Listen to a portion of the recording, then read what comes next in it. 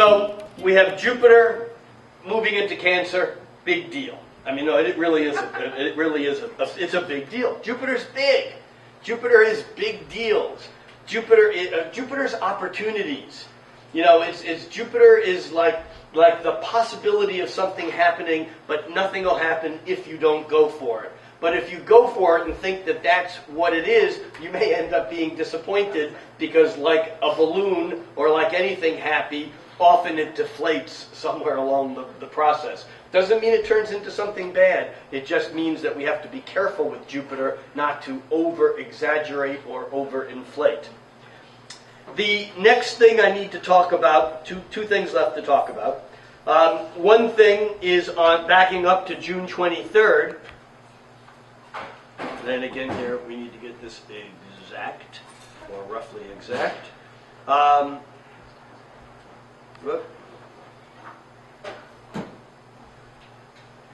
I've taken the long road here. I'm doing this an hour at a time because I got ahead of myself. There we go.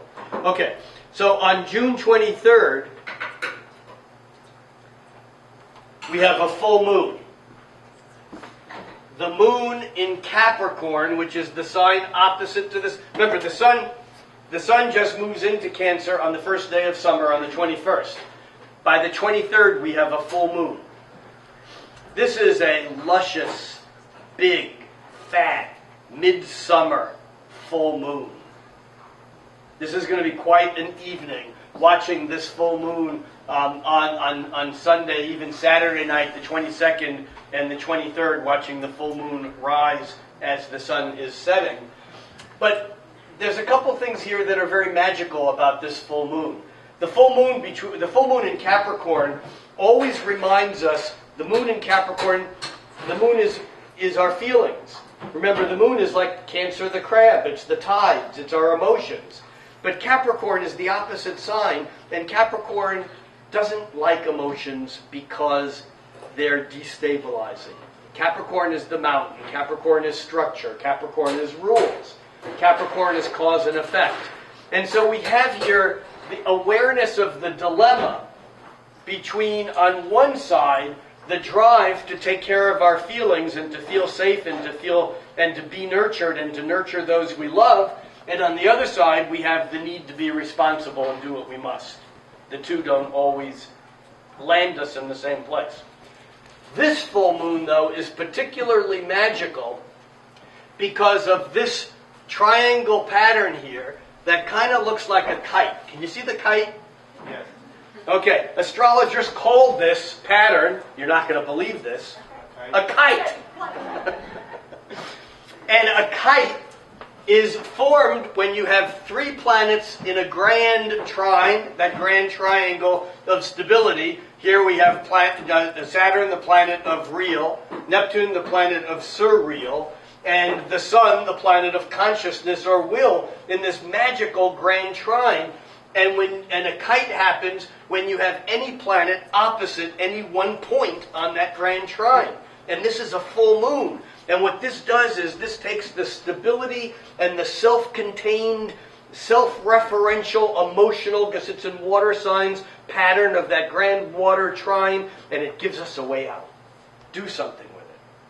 This is a very powerful full moon, and that weekend and even on through Monday, I think that we'll be able to make things happen, especially because that moon in Capricorn over the following day lines up with Pluto and squares Uranus. Remember, it's that same pattern. Every time a planet, including the moon once a week, moves through a cardinal sign.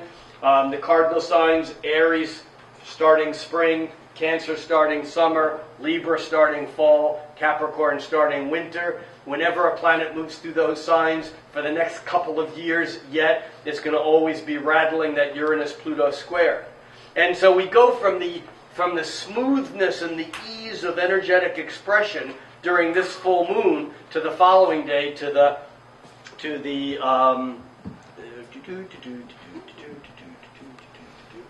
I need a computer Sherpa. To the square energy of the moon forming that square to Uranus and lining up with Pluto. So full moon important, bring things to a culmination. The intentions that you made around the new moon back on June 8th, you can aim bringing some part of it to fruition around the full moon, because this cycle of new, full is low tide, high tide. It's conception, culmination, conception, culmination. But the other thing that sneaks in here, as the sun, toward the end of the month, on the 26th, as the sun moves exactly into that grand trine, look how fat and thick that grand trine is now, with the sun at the same degree, 4 or 5 degrees of water signs, Cancer, Scorpio, and Pisces. This is really yummy. And things should be really humming. And they are. Except. Damn. Mercury retrograde. Okay, so Mercury, from Earth's point of view, Mercury turns retrograde 3 times a year. You know, and this is a very simple thing to explain. If you make believe the microphone is the sun, and you are all out there on your own individual Earths going around the sun, Mercury goes around the sun between you and the sun. So from your point of view, if you just map Mercury, Mercury goes around the sun 4 times a year. You're going around the sun once a year. So 3 times a year, Mercury is going to catch up to you and come between you and the sun. From your point of view, it looks like Mercury is going back and forth. It's not really. Can you see what I'm talking about here? Mercury is like a pendulum. It's going around. But when we map it against the sun, I like to think of it as you're on a train and there's a train on the other side of the valley. And you're looking out the window against the mountains. And you see the train and you're going faster than it. You're in a passenger train. It's a freight train. And you can see that you're going faster than this other train. But as the trains get closer and closer together until the tracks are right next to each other, and you can't see the mountains and you've lost all frame of reference, you look out your window and for a second, that train's going backwards. We've had this experience sitting in a car, and as you just begin to pull forward, it looks like the guy next to you is rolling backwards. You understand what I'm talking about? This is retrograde motion. The planets don't go backwards. We lose our perspective when they get close to the Earth, and they appear to go backwards. When a planet is retrograde, it is closer to the Earth than it is when it's not retrograde. And this is true for Mercury, Venus, Mars, Jupiter, Saturn, Uranus, Neptune, and Pluto. But Mercury is the fastest moving planet. So let's say you're in a car going 70 miles an hour, you slam on the brakes and you throw it into reverse. Your passengers are going to go, you know, their stomachs are going to be up in their down, whatever. Yeah, it's not a fun experience. However, let's just say you're in that same car and you're going 1/4 mile an hour. And you slam on the brakes and put it into reverse. It's possible that no one would notice. Mercury is the fastest of all the planets. When it goes into retrograde, the speed at which it slows down, stops, and reverses, apparently, is great compared to Neptune or Uranus, Neptune, or Pluto, because they're moving so slowly. Their retrogrades have power, have impact, but they're not as noticeable. They're more subtle than Mercury.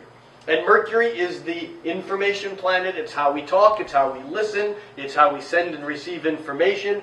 Remember, Mercury has moved just this past week into Cancer. And on the 26th, it turns retrograde, which means that instead of being a week away from moving into Leo, Mercury spends another month in Cancer. Cancer doesn't go forward very easily. So what we have here is that by the end of June, we finally think we're moving along and things are going somewhere, and then Mercury starts to shuffle, starts to slow down, and by the 26th it begins to move backwards, and it's not a negative period. It's simply a time to realize that there are things that we've already passed, that we haven't completed, and we get to go back and we get to complete them before we go forward again. Mercury retrograde is not bad news. The astrologers who say don't ever sign a contract or buy a computer or buy a car on Mercury retrograde, it's bull, it's crap. because Mercury is retrograde, like close to 9 months. It's close to 9 weeks a year. That's like 2.5 months a year. Mercury is retrograde. Not everyone who buys a computer when Mercury retrograde buys a lemon. However, when Mercury is retrograde, the mental function is speeded up, and we sometimes feel like we need to make a decision really quick. And so, rather than going out and buying the first computer you see with Mercury retrograde, which is what may happen, which is why we tend to make mistakes, is we don't read the contract. We go out and buy the first car we see rather than doing the research. So with Mercury retrograde, it's a time to just be aware that it's time to slow down and think about things, complete things that you haven't already done before you then get to move ahead. We'll be talking more about Mercury retrograde when we come back the first Wednesday in July, because Mercury will be retrograde all the way through July 20th. Mercury retrogrades for about 21 to 24 days at a time. So,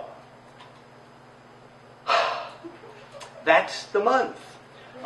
It's a bit of rock and roll with this grand trine that I'm calling a pause in the disaster. Now, disaster just means bad star. Aster and asterism is a star. And we have the disaster, the bad star, is this Uranus-Pluto square. But it's not bad unless we're trying to hold on to the status quo that we really don't need to hold on to anymore. The more we hold on with that Cancerian claw in the rock, hand in the cookie jar, the more we try to hold on to the past and hold on to those things we don't need, the more it's going to hurt when we pull our hand out and leave our hand in the cookie jar. On the other hand, we have an opportunity in front of us. We can all look at those points or places in our life where we really know we need change, where it's been difficult to make change because of the resistances that we build up in our lives in the form of structures, in the form of comforts, in the form of assumptions, in the form of relationships, in the form of patterns and routines. And by looking at those and thinking about where we can break some of those patterns, where we can set new patterns into motion, this is the best way for us to encounter the month and maybe the couple of years ahead. Thank you all for your attention.